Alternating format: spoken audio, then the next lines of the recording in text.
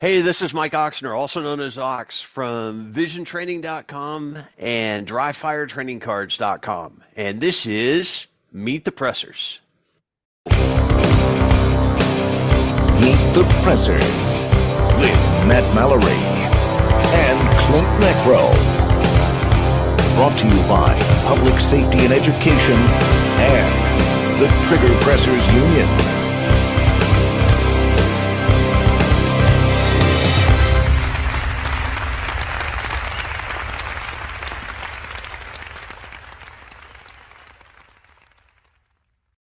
This episode is brought to you by Sabre Red, pepper spray and safety products for all Americans. Next Level Training, makers of CERT training products. Mantis, Mantis X helps shooters suck less. Firearms Owners Against Crime Institute for Legal, Legislative, and Educational Action. Meet the Pressers is also supported by other shows, companies, and our Patreon members. Thank you. Welcome, everyone, to Meet the Pressers. Meet the Pressers is a safe place for trigger pressers to congregate and talk about guns, gear, gadgets, training, political activism. Heck, we'll even talk about religion. And I am honored to have been on this show for a number of years with my colleague, Matthew Mallory. He's the co-host. He was the host for a long time by himself when I was on hiatus. And tonight, Matt is going to introduce our very, very special guest. Hello, everybody. Thanks for joining us. We've got Mike Ox. We've known Mike for quite a while. Mike is a genius in the industry of being able to take the shooting fundamentals and put it in a great way to learn and hone in on how well you can do with shooting and make yourself better. So, Mike, why don't you give the viewers and the listeners a little bit more in depth on your background? I know you've got a varying background, and I don't think I would do it full justice. So I'm going to let you give the elevator speech. So take it away. Absolutely. I'll, first of all, thank you for having me on. And it's about time, right? That's what you're saying. Yeah. Oh, yeah. So I started out with a heavy emphasis on dry fire, and a lot of that came from the real estate crash in 2008, 2009.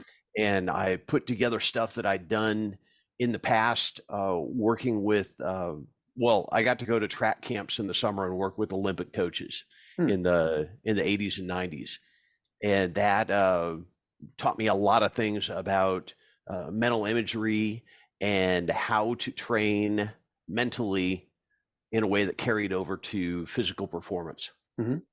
And then fast forward a few years, I had the consequences of way too many concussions start catching up with me.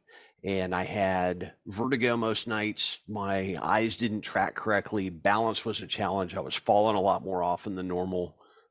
Hand-eye coordination was off, and it sucked. Can I break in and ask, were you doing like martial arts, or were you in a car crash, or what happened that caused that to be? Yeah. Lots of stupid fun. Hold my beer. Hey, guy, watch this. Skiing, a lot of it was skiing related. Okay. Skiing into trees, skiing into rocks. Wow. Hitting things I shouldn't have hit. Okay, that's fair. And then once my balance was compromised, it seemed like it started accelerating. I'd just fall and hit my head when I wouldn't have normally. Wow. And so I kind of had to make a choice of whether this was my new normal or whether there was a way out of it. And I got hooked up with some neurology trainers down in Phoenix. And 6 months prior to that, I hadn't been able to do a single push-up without pain in my shoulder. And in about 30 minutes of mostly vision drills, I was able to do 20 push-ups pain-free. Wow. And that got my attention because it didn't make any sense whatsoever. Vision drills should not impact pain in my shoulder. Right. And I went home and I started using some of the same drills with other shooters and getting really, really good results. And I was like, there might be something to this. And so for the last 9 years, I've really done a deep dive into neurology in general and vision training in particular. And the way that I look at firearms training is it's kind of a three-legged stool.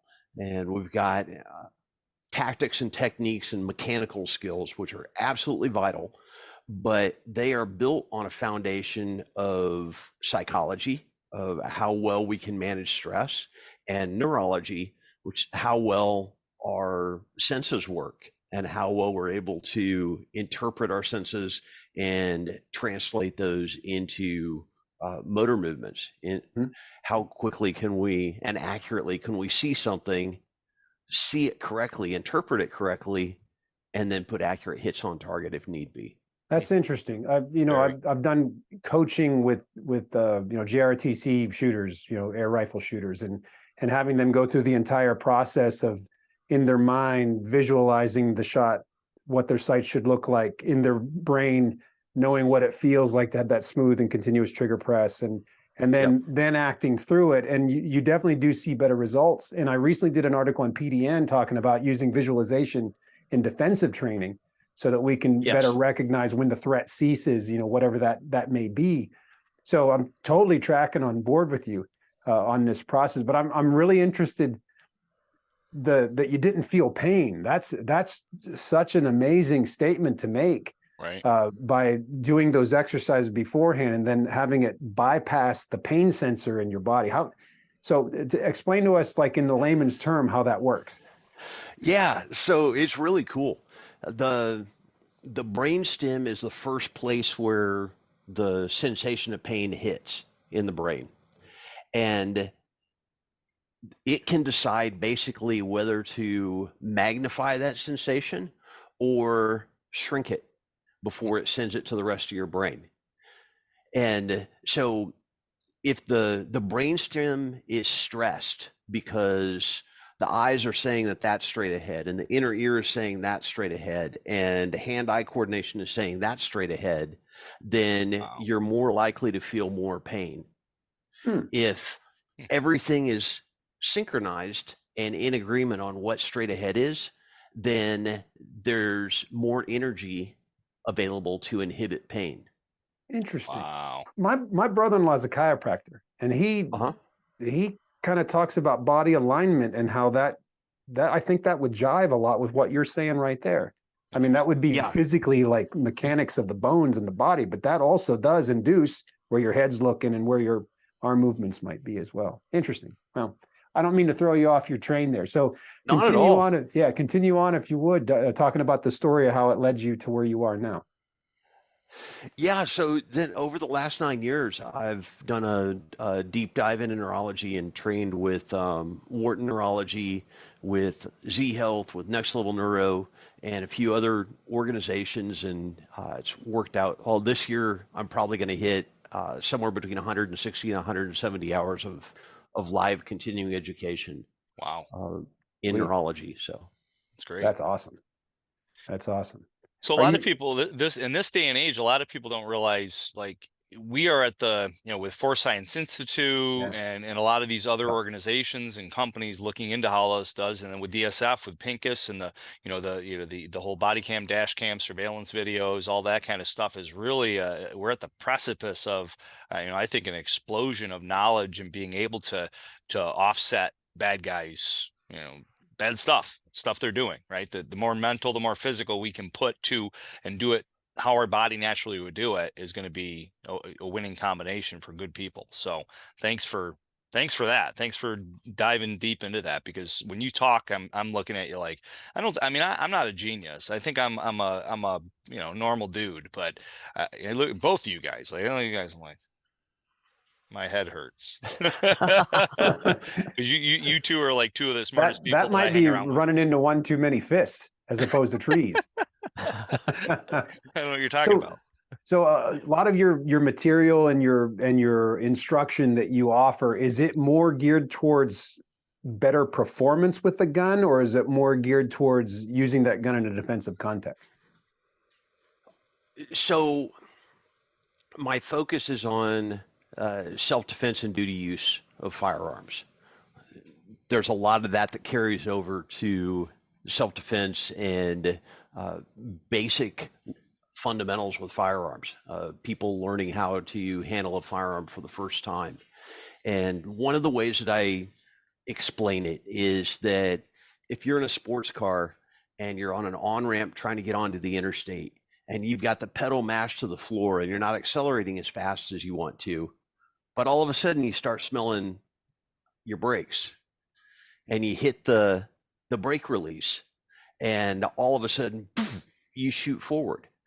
It's not that you press the gas down harder. It's not that you used any more power or any more fuel. It's that you're just more efficient. And so that's really what I'm doing on the neurology side, is figuring out what parts of the brain are working less efficiently than they should be, and then helping them work at the way that they're designed, the way that they're supposed to. And when you do that, everything else is easier and you learn faster, you remember longer, and you perform better under stress. I think in general, a lot of, especially entry-level training, is overly complex and cumbersome. So I think probably what happens a lot of times is people are thinking about so many things. It's kind of like having like multiple programs open on your computer. Ultimately, one of them is going to get spinning wheel of death because the operating system is going to prioritize processing power. And like with shooting especially, you got to look at it. You got to be able to see it. You got to, and then, if you're referencing sites or not, that's a discussion that can be had. But ultimately, you look at the thing you're going to shoot, you point at the thing you're going to shoot, and then just don't move the gun when you press the trigger, and boom, you're going to hit what you're shooting at. And I think if we start there with that level of simplicity, it's usually a lot more digestible for people. And then you can fine tune to get into those very specific applications where a higher degree of precision might be more appropriate. But is that kind of what you're saying here? Well, actually, yes. And then also with newer shooters, it really helps for an instructor to understand some of the things that happen with the eye. Okay. So I'll give you a couple of examples. One is that most instructors, they only test for 2 forms of dominance, and I teach instructors to test for 4. Wow. So we've got right eye dominant, we've got left eye dominant, we've got 11% of the population that has cyclopean dominance. And cyclopean dominance is where the image from both eyes goes back to the visual cortex. This is trippy. The visual cortex creates a hybrid third image that doesn't exist in reality, and you try and use it for aiming. And so, as an example, blue gun, if I'm right eye dominant and I'm aiming at a camera, it's going to look like this. If I'm cyclopean, it's going to look like this.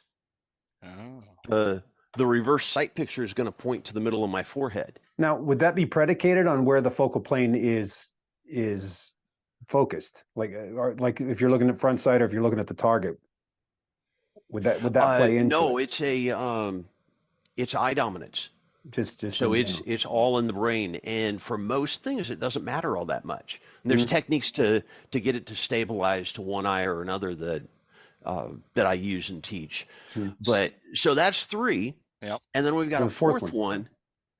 And that's when, and that it happens depending on the group about 20 or 30% of the time.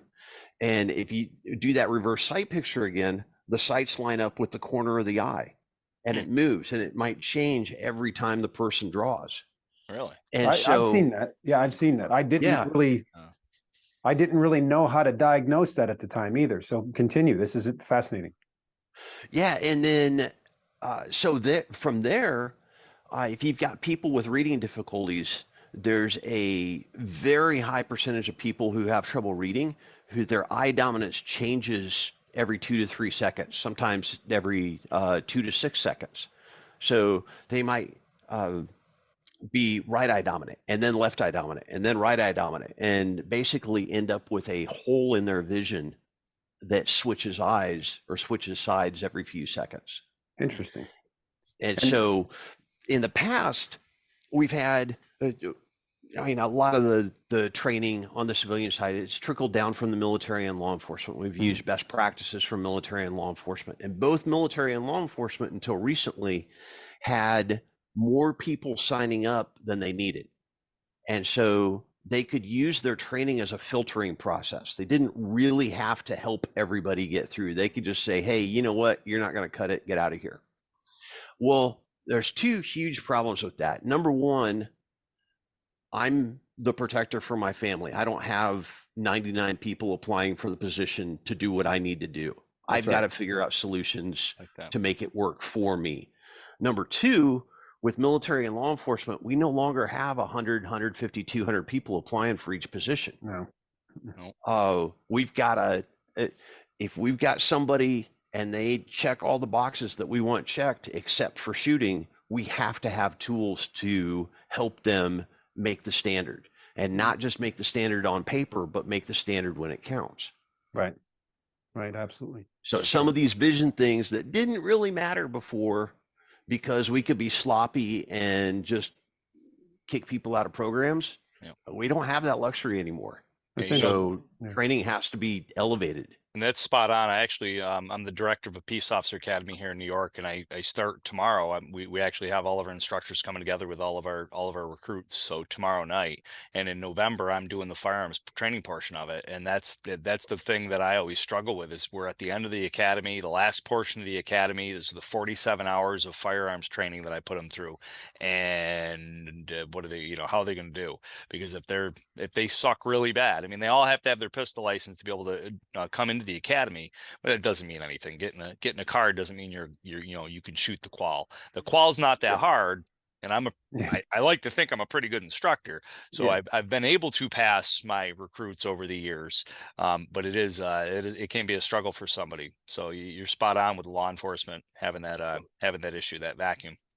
Well, like you said, the license, it's like your driver's license only says that you were able to parallel park with a cop sitting in the passenger seat. That's all it So says. True. But two things. One is just a general statement. Is it Cyclopsian dominance? Cyclopean, like Cyclops. Cyclopean dominant. That's an awesome name for the next record I make in here. Like, that would be a great name for a metal band for their album. That's one. But you gotta add ox to it, though. Cyclopean dominance ox. Or doxology. There you go. Ooh. Hey, there's the name of your next book, Doxology. Oh, I like that. Yeah, you heard it here first, right? Yes, you so did. My next question is, with the different potential dominance issues with the way people perceive vision, what's the implication for red dots? Do you think that has kind of helped the world, or are we masking a problem, or masking something that maybe still should be identified and trained with when it comes to the eye dominance issues? Still should be identified. We still want eye dominance to be stabilized, so that every time I'll do a airsoft with a red dot, so that every time we come up, the sights are automatically coming up between our dominant eye and the target. Doesn't matter which one. The sights need to come up between a dominant eye, a pupil, and the target. If they don't, it's gonna create problems. It's gonna create lags. And if you think about doing a reaction test where you're testing reaction speed, it's probably going to be 0.2 to 0.3 seconds, depending on whether you're doing an audible stimulus or visual stimulus, but just a simple stimulus. So if you bring your sights up and they're not lined up, that cybernetic loop of seeing that the sights aren't lined up and then taking action based on it, that's going to take 0.2, 0.3 seconds or more every single time you have to adjust. So it's absolutely critical that when we come up, the sights are already in alignment and we're not aiming visually. All we're having to do is verify sight alignment visually. That's a good point. When I did the back in the day, when I got DSF, actually, when I got into DSF and I started doing the instructor portion, the magazines, bullets forward, bullets back, I always just did bullets back, just naturally, because to me it was ergonomic. I just bring it right up into the gun. And also using the sights, I always just use the sights if I needed them. So as I get further back, I would use the sights, but up close and personal, I would just drive the gun up in front of me, and I would be pretty good. I mean, if I wanted to get the X and shoot the X out, I'd close my eye and I'd use my dominant eye. So those two things that I just did naturally, never really was taught, is something that DSF reinforced all those years ago when I got certified as a DSF instructor, and kind of is what you're alluding to, Mike, as far as that. You want to get that just to drive right up in your face, because if you're searching for it like a red dot, somebody going from iron sights to a red dot, you see it a lot of time, they're searching for that red dot. Yep.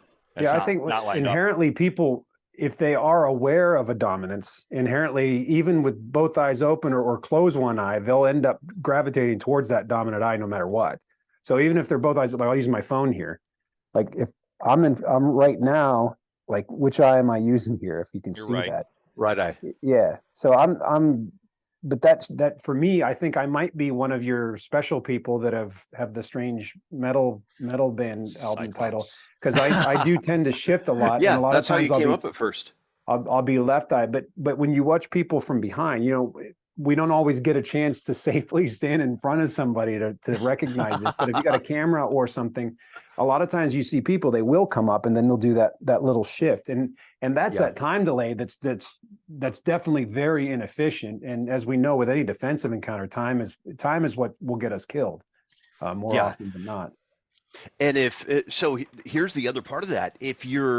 When you get that time delay or that lag, it's frustrating. Yeah. And as your frustration level increases, the chances that you're going to flinch increase. Tension. So That's fair.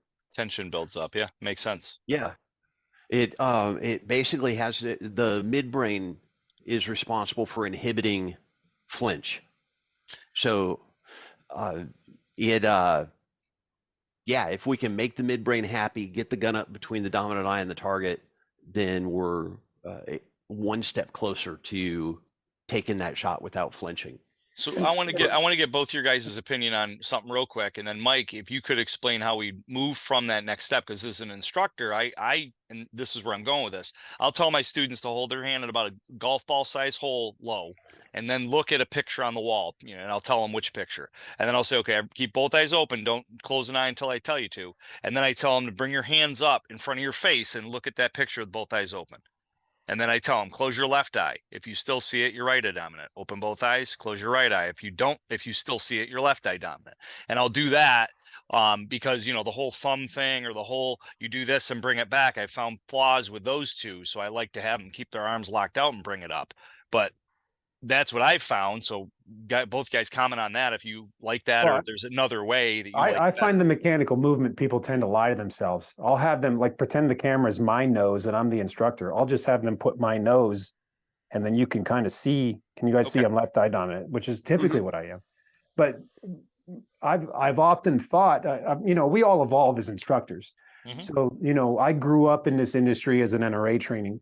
As an NRA trainer, and the by the book NRA training methodology is you establish eye dominance first, and so I put a lot of stock into that earlier on. But as I got older and worked with people with different eye issues, and especially folks that have had corrective surgery or are wearing different types of glasses and things like that, I found the eye dominance thing. I thought that it was more of a hindrance if people were shooting with both arms at full extension and they were using some level of like threat focus or eyes focusing down there on the target.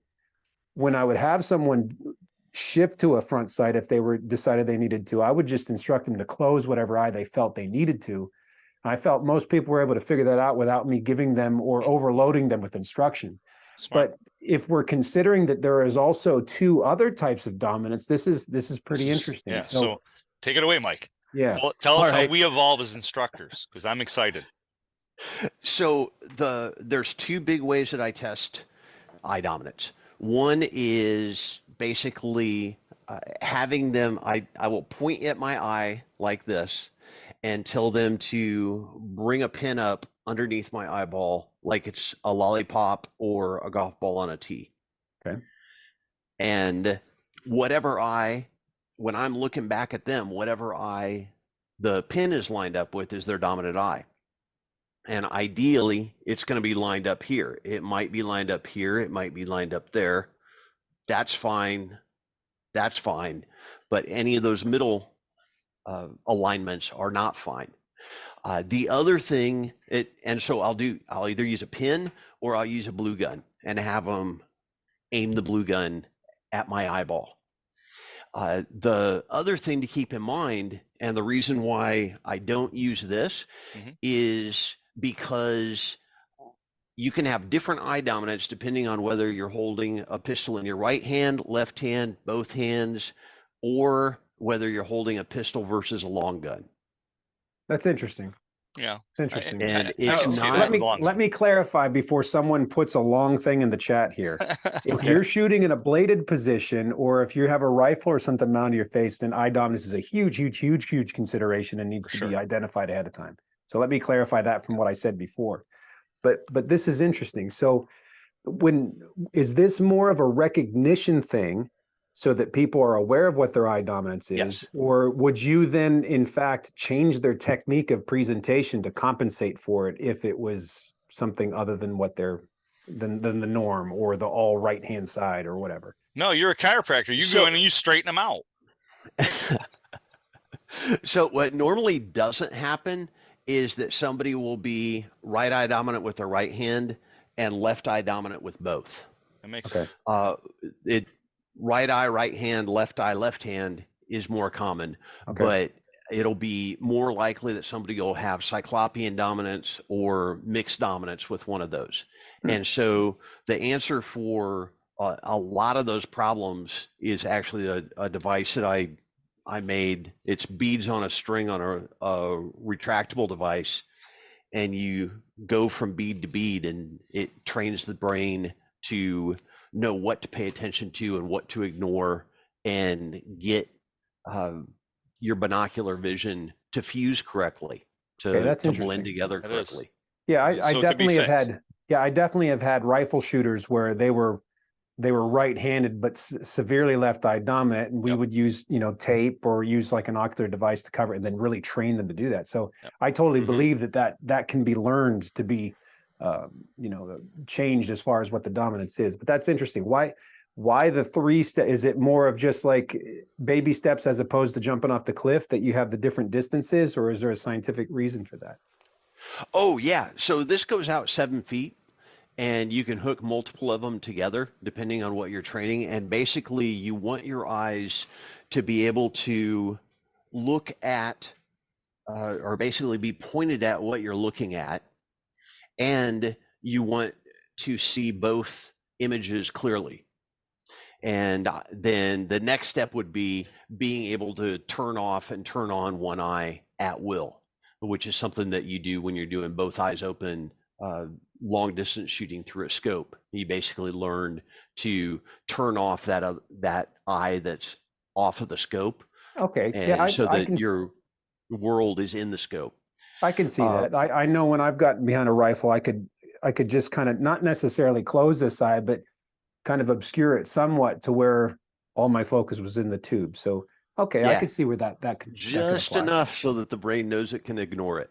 Okay, fair enough. And so the other thing with the beads and the different distances is 37% of the population, their eyes converge in front of what they're looking at. And so they're going to judge distances artificially close. 9%, their eyes are diverged past what they're looking at, and they're going to judge distances artificially long. And Is that because of their pupillary distance? it's because the eyes just aren't coordinated and pointing at what they're looking at. Okay.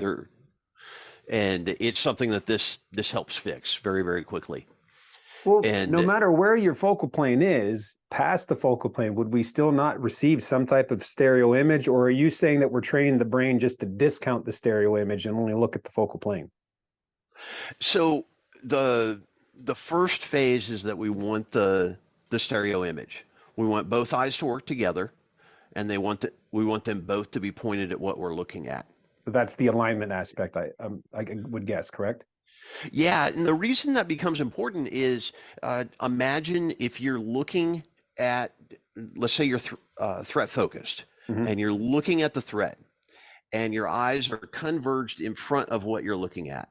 If they're converged enough, you're going to see two targets and not know which one to shoot at. Interesting. And for a long time, I'd have people say, well, I see two, either about seeing two sets of sights or seeing two targets, not knowing what to pay attention to and what to ignore. And it took a while to figure out how to help them, how to have both eyes turned on and have them not see a ghost image when they were looking at the target. Okay, interesting. And you said 30-some% are focusing in front of the thing. 37. Yeah. That's a pretty high number, actually. Yeah. And so in the late 80s, it became a thing, at least in our area, for people to get on each other's shoulders and with a black magic marker put a line on the front of a basketball rim. And what that allowed for is basically when you go up to shoot free throws, you would look at that and you would stare at it until you saw one line. And when you saw one line, now your brain was, yes, exactly, was judging distances perfectly. Wow, that's If it interesting. was, That is. if your eyes are converged in front of the hoop, you're going to shoot air balls. If your eyes are diverged past the hoop, you're going to shoot bricks. And it applies to golf, it applies to darts, it applies to cornhole, it applies to anything where distance estimation is involved. That's very interesting. Something that you probably see every day is a parking barrier in a parking lot, and somebody parked 3 or 4 feet back from it. And normally that's because, yeah. So crooked's a different thing. It's sensory integration, but distance estimation, they've either hit stuff enough times that they overcompensate, or they think they're right up to the barrier. Yeah, that's interesting. It's very interesting. I recently got LASIK done, and I don't think I had this problem before, but now walking into walls. No, specifically like you're mentioning with parking. I'll park. I think it's good, and you're right. There's 4 feet behind the vehicle and the cement thing there. Wow. And I'm wondering. I just thought it was. I don't even know what it Old was. age. It was something that you always when you're pushing 50, I'll be 50 next year. I can blame all that shit on old age. Oh, it's just because I'm old. Oh my gosh, that's old. Yeah, so that's interesting. So, okay, let's take a sidetrack there. With all of your studies with the eyes and how the eyes communicate to the brains and that information is processed, have you seen differences with people who have had corrective eye surgery or are wearing contacts versus glasses versus nothing, just good eyes to begin with? Do you see a difference there, or is it negligible? Yeah, that the biggest difference is in people who are wearing monovision lenses. And monovision lenses are they can be great for shooting. They can be not great for every other aspect of life. And one of the things that happens with monovision is a lot of times a person ends up developing a head turn. And then as they're going through life straight, their vestibular system is getting messages that they're turning when they're not. They're going straight. And that ends up a lot of times creating twists and turns in the back, sore shoulders, sore hips, sore knees, sore ankles. And if there's a loss in peripheral awareness, let's say this side, I've lost peripheral awareness. A lot of times you'll end up with a compensation like this because the brain isn't confident that it can identify threats over here. So it's in a higher state of readiness to defend itself. You end up with excess tension and soreness and all sorts of issues. So it's out of alignment. That's interesting. I mean, the brain drives all of that. I mean, it totally makes sense on all those counts. When I was younger, I would I had a knack for seeing a hay bale and with a target on it, and I would like Angry Birds, really good at Angry Birds. I just take my cross or my bow, and I'd just be like, and it would hit right in the hay bale. And I just had a knack to do that, so I could judge those distances as a kid, but I could never like look at a distance and go, that's 14.5 feet away right there where that can is. So there's certain things I could do for measuring distances, but other things I couldn't do as easily. So it's interesting you say all that. Everyone was better at everything when Reagan was president. Yeah, right. Okay, I digress. That's okay. No, that was perfectly on point. Yeah. Super. So do you have a obviously you've got a book, you've got all these training tools. Do you have have you packaged this for instructors? Do you have an instructor level class that, instructors like us could take it and partake in all of your wealth of knowledge and be able to bring that back after our brain relaxes and stops hurting from taking it all in, and then be able to turn that into actual articulable and process for our students? Yes, yeah, absolutely. I do live online instructor training throughout the year, and just getting ready to start another vision training for firearms instructor class. And so with that, we go into a lot of the highest leverage things that we can do with vision to create immediate change in students. Basically, take the parking brake off. Nice. And when I'll give you an example. There's a sequence of drills that I've done with over 1,000 shooters in person, and instructors I've trained have done with I don't know how many more. But that 3 to 5 minute sequence of drills creates an average increase of speed and accuracy of 20%. And if you look at what a good level of improvement in speed and accuracy is after a 2 to 3 day class, the general consensus has been 20% would be awesome. And so we're squeezing 20% of 20% gain of speed and accuracy into a period of time that's 288 times faster than live training. And then we do all of our live training on top of that. So when the drill is basically getting the senses all on the same page, getting both eyes on the same page, the eyes and the inner ear on the same page, and hand-eye coordination on the same page as your eyes and ears. And when you do that, every physical skill that you practice and learn and train, it takes less energy. So again, you learn faster, you remember longer, and you perform better under stress. So it's not an instead of. It's not it. People misinterpreted what I said for a while as you should do these 3 to 5 minutes of drills instead of 2 to 3 days of training, and that's not it at all. You should do them at the beginning of any training that you do, because you're going to start on a much more solid foundation, and you're going to get more out of everything else that you do. Well, it's kind of like with music, we start with our rudiments, or we start with our scales to get that in place first, and then move into working on the song. That's interesting. I'm intrigued, man. I'd like to experience your training and see how I can incorporate it into what I do. Me second. Yeah, I'd like to check that out. So tell us all how you can get involved with getting more training, get involved with I know you got a lot of products out there that people can So the easiest place to go to is visiontraining.com. And there's right now there's a 1 hour presentation on there. It's a recording of what I did at the USCCA Expo. Nice. And then there's training offered there, and you can get a hold of me through that site and ask about the instructor training. I don't have the instructor training, I don't have a website or a link or anything for it. It's all people contact me, and I give them all the information on it.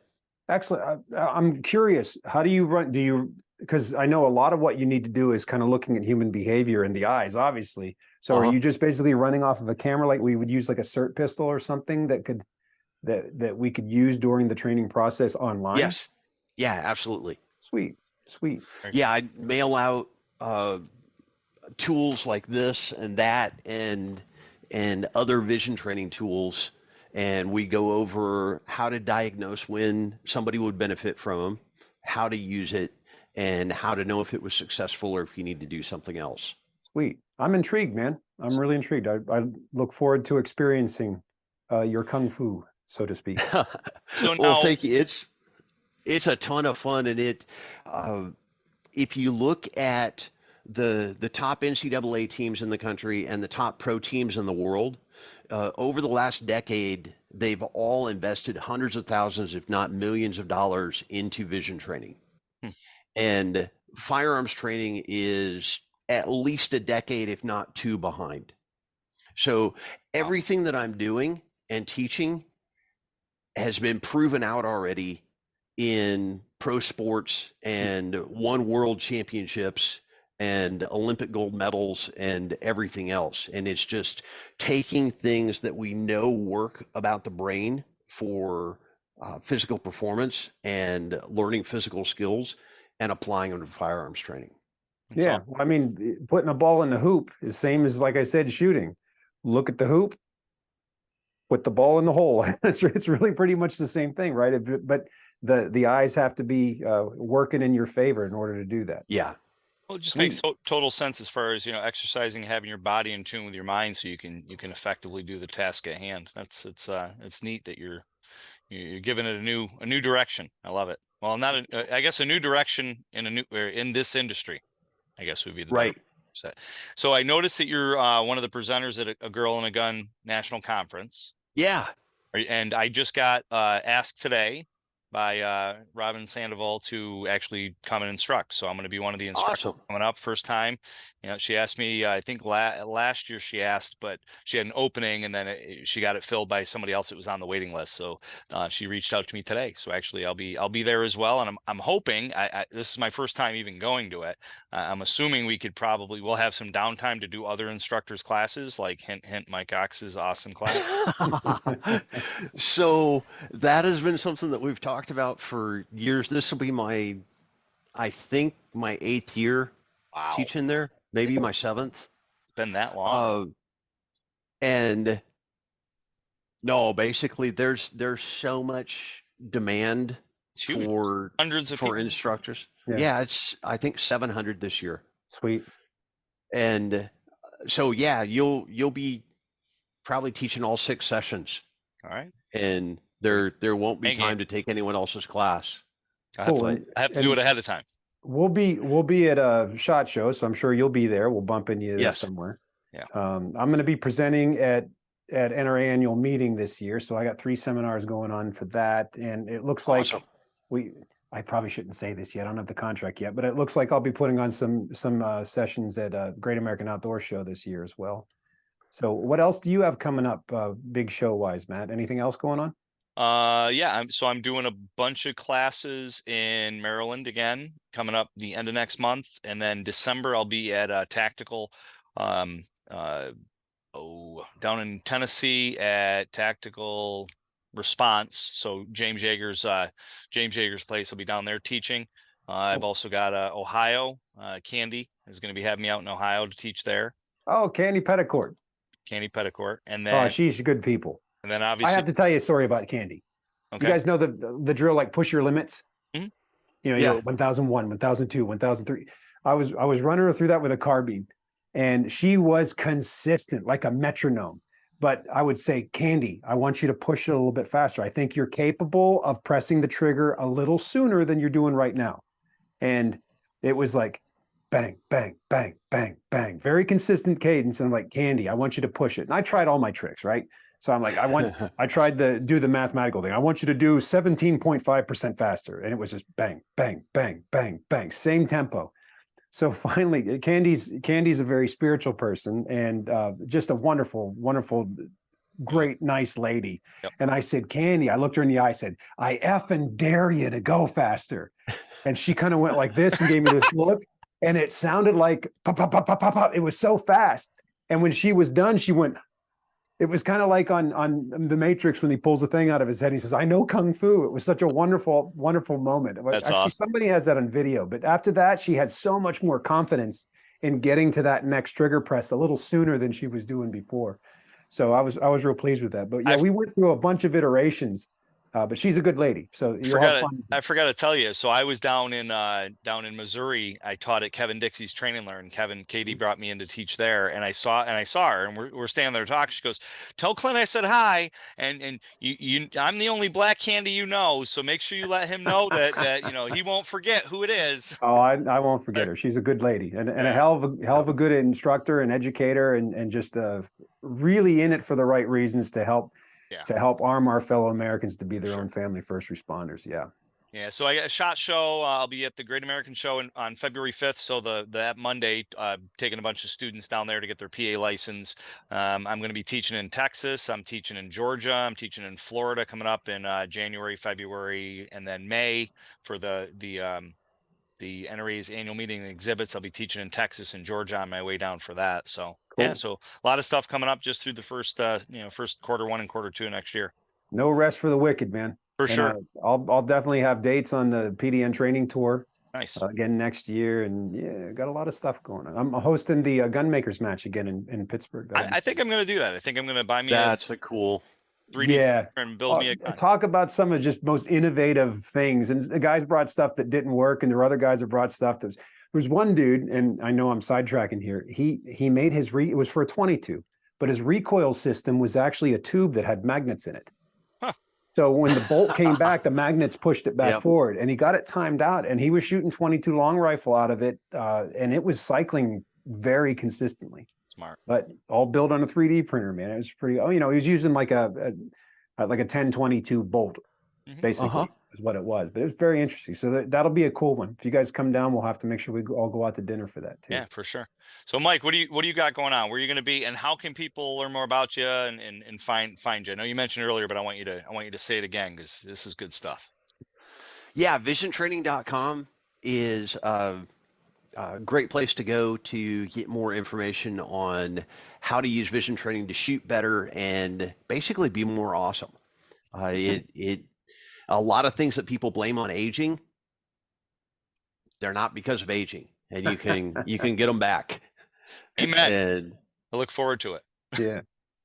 And then a lot of everything through the end of the year is online for me. I do a lot of multi-week trainings online that are live so that we can drip things out over time. And then starting out next year with SHOT Show and going from there. Well, we wish you the best in your endeavors, and I look forward to experiencing your material. And I'm glad you finally made it on before the show started. We talked the last time Mike and I were together in a room was back before COVID at SHOT Show. So it's been quite a while. So we're really glad you're here. And if there's anything we can do for you, just let us know, and we'll see you next time. Well, thank you. Yeah, definitely. There's a lot of sponsors to make this show possible, like Mantis. Make sure you check them out and give them your business. This episode is brought to you by Saber Red, pepper spray and safety products for all Americans. Next Level Training, makers of CERT training products. Mantis. Mantis X helps shooters suck less.